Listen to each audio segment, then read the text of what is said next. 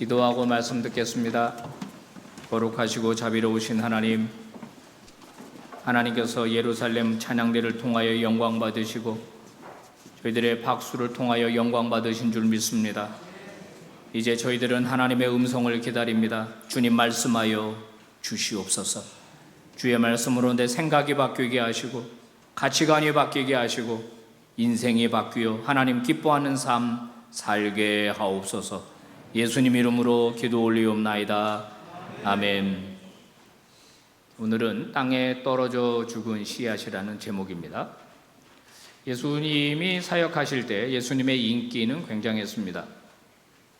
생각해 보십시오. 병자들을 고치고 귀신을 쫓아낼 때 사람들은 환호했습니다. 그런 능력을 누가 베풀 수 있겠습니까? 거기다가 5병2여로 5,000명, 7병2여로 4,000명씩 이렇게 남자만 대단한 이 인원 아닙니까? 사람들은 예수님을 왕으로 삼으려고 했습니다. 예수님이 왕이 되시면 먹는 문제가 해결이 되고 질병의 문제가 해결이 되고 귀신들이 떠나가니까 예수님을 왕으로 세우려고 했죠. 굉장한 인기였습니다. 예수님 가는 데마다 사람들이 몰려들었죠. 굉장한 군중들이 몰려들었습니다. 마치 인기 아이돌 같은 그런 생각이 듭니다. 예수님의 인기가 절정에 다다랐을 때는 베단이라고 하는 예루살렘에 가까운 한 동네에 나사로라고 하는 사람이 죽었는데 그를 살리신 사건, 그것 때문에 예수님의 인기는 굉장히 올라갔습니다. 그러면 사람이 죽었다가 산다는 게 말이 안 되잖아요. 한순간에 나사로는 유명인사가 되었습니다. 유명한 관광지가 되었을 겁니다. 진짜 사람이 죽었다 살아났어? 많은 사람이 나사로 얼굴을 보기 위해서 왔거든요. 그럼 나사로를 보면 당연히 누가 살렸어가 나오잖아요. 예수님이 살렸다. 그래서 예수님은 굉장한 인기를 가지고 있었습니다. 여러분, 이런 상황 속에서 오늘 본문을 보셔야 합니다. 오늘 본문에 몇 사람 헬라인이 예수님을 찾아왔습니다. 이 사람들은 유대인이 아닙니다. 헬라인이에요. 이방인입니다. 그런데 지금 예루살렘에 예배하러 온 거거든요. 이런 사람들은 경건한 자들이라고 성경에 번역하는데 개종을 한 사람들이죠. 그러니까 외국인이면서 하나님을 믿는 걸로 개종을 한 사람들입니다. 아마 할례를 받았을지도 모르겠어요. 이분들이 예루살렘의 유월절 명절에 맞춰서 왔다가 빌립을 통해서 예수님을 만나도록 이제 이렇게 부탁을 한 겁니다. 자, 왜 예수님을 만나고 싶었을까? 궁금했을 겁니다. 도대체 예수라는 인물이 누구냐? 듣자 하니, 여기 와서 얘기를 듣자 하니 그가 우리가 기다리던 메시아라고 하는데 그게 사실이냐? 이걸 알고 싶어서 예수님을 만나고자 한 것입니다. 그동안 예수님은요, 이런 식의 만남을 다 거부하셨습니다. 예수님이 병자들을 고치시고 난 다음에 함구령 내리셨던 거 여러분 기억하시죠? 어디 가서 말하지 마. 내가 고쳤다고 말하지 마. 그리고 때로는 아직 나의 때가 이르지 아니하였노라 이렇게 말씀하셨어요. 예수님은 숨기시는 것 같았고, 예수님은 도망치시는 것 같았고, 인기에서 멀어지려고 하시는 것 같았습니다. 그런데 오늘 예수님의 행동은 이상합니다. 뭐라고 말합니까? 23절 같이 읽어볼까요? 시작. 예수께서 대답하여 이르시되 인자가 영광을 얻을 때가 왔도다. 인자, Son of Man, 사람의 아들, 다니엘서 7장에 나오는 표현입니다. 하나님의 아들을 지칭하는 것인데 예수님은 본인을 인자라고 말씀하시면서 영광을 얻을 때가 왔다. 국내외 많은 대회가 열리고 또 무슨 이제 시상식이 열리면 최고 높은 최고 좋은 상을 받을 때 뭐라고 하죠? 소감을 말하라고 한다면 오늘 이 영광을 누구한테 돌리겠습니다 그러죠. 그게 영광입니다. 예수님이 뭐라고 말씀하시냐면 전에는 피하시더니 오늘은 당당하게 이제 드디어 인자가 영광을 얻을 때가 왔다. 즉 영광을 얻을 때라고 하는 것은 예수님께서 하늘과 땅의 왕으로서 그 자리에 오르실 때가 왔다 하는 것입니다. 사람들은 오해했을 겁니다. 야, 드디어 로마를 몰아내고 예수 그리스도가 왕으로 등극하시는구나. 그러면서 기대감에 차 있었을 겁니다. 여러분, 세상에서 영광을 얻는 방법은 무엇입니까? 위로 올라가는 겁니다. 더 많이 갖는 겁니다. 위로 올라가기 위해서 정적들을 제거해야 합니다. 사람들을 밟아야 합니다. 그래야 올라갑니다. 많이 모아야 합니다. 많이 가져야 합니다. 재산을 불려야 합니다. 그래야 세상의 영광을 사로잡습니다. 세상의 영광을 추구하는 사람들에게 희생이란 단어는 어울리지 않습니다. 섬김, 나눔이라고 하는 것도 어울리지 않습니다. 욕망에 사로잡혀서 더 많이 갖기 위해서, 더 높이 올라가기 위해서 때로는 남을 착취하고 죽이고 짓밟는 일도 서슴지 않습니다. 뭐 길게 설명할 것 없이 요즘 우리나라 정치하는 것을 보면 압니다. 세상 정치하는 것을 보면 압니다. 다 영광을 차지하기 위해서 몸부림을 치면서 위로 올라가려고 합니다. 그런데 오늘 예수님께서 영광을 얻을 때가 왔다라고 말씀하시면서 영광을 얻으려는 방법을 말씀하시는데 한번 읽어보시겠어요? 24절 시작. 내가 진실로 진실로 너희에게 이르노니 한 알의 밀이 땅에 떨어져 죽지 아니하면 한 알 그대로 있고 죽으면 많은 열매를 맺느니라. 예수님이 영광을 얻는 방법을 농사 메타포를 사용해서 설명하는 겁니다. 한 알의 밀이 땅에 떨어진다. 노란색으로 표현한 단어, 떨어진다. 떨어지는 건 아래로 떨어지죠. 세상 영광을 얻는 것은 위로 올라가야 되는데 예수님은 아래로 내려오셨어요. 그 다음에 다른 사람을 죽여야 내가 살고 올라가는데 예수님은 본인이 죽어서 많은 사람을 살린다. 예수님이 영광을 얻을 때라고 하는 그 방법이 세상 방법과는 정반대입니다. 예수님이 이것을 유월절 식사를 하실 때 이미 알려주셨죠. 예수님은 마지막 유월절 식사를 하시면서 떡을 들어서 이게 내 몸이다 그랬습니다. 빨간 포도주를 들어서 이게 내 피다 그랬습니다. 그러면서 내가 십자가에서 이 떡이 찢기는 것처럼 내 몸이 찢길 것이고 내 몸에서 피가 다 흐를 것인데 그것이 많은 사람을 살리기 위한 거다. 이렇게 설명하셨어요.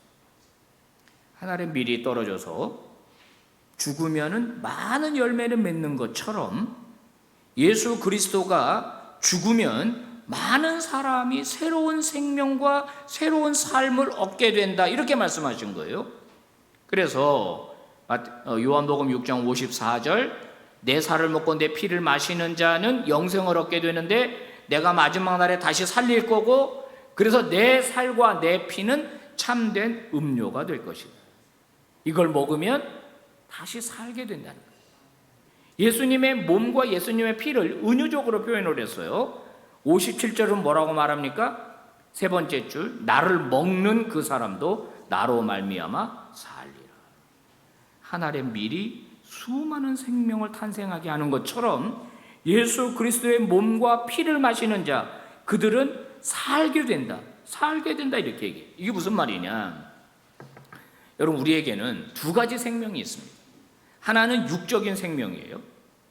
우리의 생명은 어떻게 유지가 되느냐? 다른 생명을 먹어서 내 생명을 유지하는 겁니다.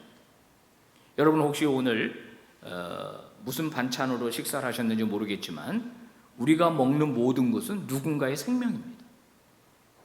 그래서 내 생명을 유지하는 거예요. 근데 이 유지하는 생명이 다 유효기간이 있습니다. 리밋이 있어요. 어떤 사람은 뭐 70, 80, 90, 100살까지 살지만 그게 다 유효기간이 있는 겁니다. 이게 영원한 생명이 아니에요. 그런데 오늘 예수님은 영원히 살게 된다라고 말하면서 영원한 생명이 있다는 거예요. 영원한 생명. 이것은 무슨 생명이냐? 바로 신적인 생명이라는 거예요. 이 세상에 존재하는 수많은 생명들은 다 리밋이 달라요. 하루살이는 하루밖에 안 되는 생명을 가지고 태어나는 겁니다. 메뚜기는 한 철밖에 살지 못하는 그런 그 리밋을 가지고 태어나는 거예요. 인간은 자라야 70, 80의 생명을 가지고 태어나는 겁니다. 그런데 예수 그리스도 하나님의 아들에게 있는 생명은 이터널 라이프라, 영원한 생명이라는 거예요. 영원한 생명. 죽음이 적용되지 않는 영원한 생명이 주어진다는 겁니다. 종종 우리가 몸이 아파서 병원에 입원해서 의사의 도움을 받고 치료를 받습니다. 퇴원하면 기뻐합니다. 감사한 일이죠. 근데 시간이 지나면 또 아프게 돼. 또 병들게. 저는 마치 이것이 우리의 이 생명이라고 하는 것이 땜질하는 것 같다라는 생각을 해보는 거예요. 영원한 처방이 아닙니다. 임시예요, 임시. 그러다가 결국은 세상을 떠나게 되는 거죠. 이 유한한 생명, 이 땜질할 수밖에 없는 생명, 이 생명을 극복하는 길은 딱 하나인데 그게 바로 뭐냐? 영원한 생명이란 거예요. 영원한 생명. 예수 그리스도가 그것을 우리에게 주신다는 겁니다. 오늘 우리가 성찬을 하게 될 텐데 우리가 작은 떡을 하나 받고 잔을 받게 됩니다. 이것이 무엇을 상징합니까? 영원한 생명이신 예수 그리스도의 몸과 그의 피를 상징하는 거예요. 이걸 날마다 우리는 기억하고 이것이 내 몸 안에 완전 체화되기를 기도하는 거거든요. 그리고 소망하는 겁니다. 자, 초대교회인들이 예수 그리스도의 부활을 경험하고 날마다 했던 것이 무엇입니까? 2장 42절 사도행전 시작. 그들이 사도의 가르침을 받아 서로 교제하고 떡을 떼며 오로지 기도하기를 힘쓰니라. 떡을 떼며 기도했다 이렇게 나오죠. 그 다음에 46절도 보세요. 시작. 날마다 마음을 같이하여 성전에 모이기를 힘쓰고 집에서 떡을 떼며 기쁨과 순전한 마음으로 음식을 먹고. 자, 우리 번역에는 떡을 뗀다 이렇게 돼 있어요. 이 떡이니까 뭐 인절미냐 아니면 뭐 절편이냐 이렇게 생각할 텐데 빵이죠. 빵. 떡이라고도 할 수 있고 빵이라고도 할 수 있는데 그 빵을 뗐다고 말하고 있어요. 여기 뗐다라고 하는 이게 찢다라는 단어입니다. 찢다. 그러니까 예수 그리스도가 우리를 위해서 자신의 몸을 찢으신 거거든요. 깨뜨리신 거예요. 오늘 성찬을 베풀 때도 제가 이 빵을 들어서 찢지 않습니까? 예수 그리스도의 십자가 죽음을 상징하는 거예요.